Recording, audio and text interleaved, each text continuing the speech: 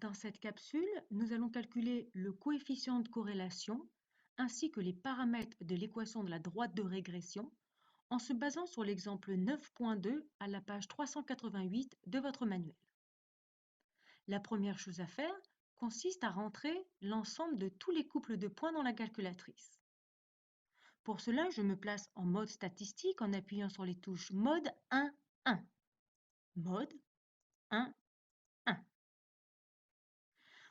N'hésitez pas entre chaque exercice à réinitialiser la base de données, donc appuyez sur seconde F, puis mode. Seconde F, puis mode. Je retourne dans mon tableau en appuyant sur la touche Data et je suis prête maintenant à rentrer un par un chacun des couples de points qui constituent mon ensemble de données. Le premier couple de points est l'ensemble 70, 2,3. 70, XY, 2.3 égale. Le deuxième couple, 80, 3.2. 80, XY, 3.2 égale. 62, 1.8.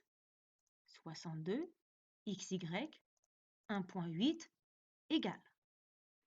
87, 3.5. 87, XY, 3.5 égale. Je vous laisse faire pause à votre vidéo afin de rentrer l'ensemble de tous les autres couples de points pour terminer votre ensemble de données.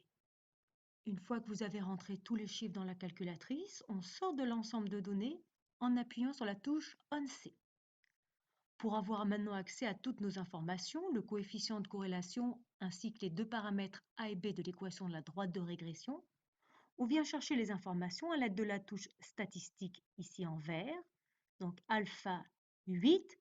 Les informations de la régression sont à la touche 1, 1, et là nous avons nos informations. Le coefficient de corrélation dans cet exemple est de 0,90. Le coefficient A de l'équation de la droite de régression, moins 1,71. Et le coefficient B, 0,058.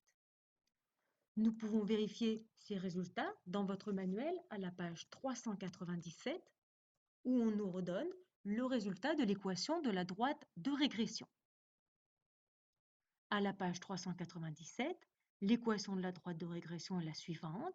Donc c'est l'équation A plus BX, le A 1,71, qu'on avait bien ici, moins 1,71, pardon, plus B fois X, où le B vaut bien 0,058.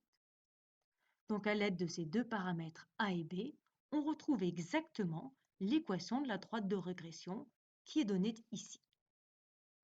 Grâce à cette droite de régression, vous allez pouvoir faire des prédictions. Pour cela, je vous laisse lire votre manuel.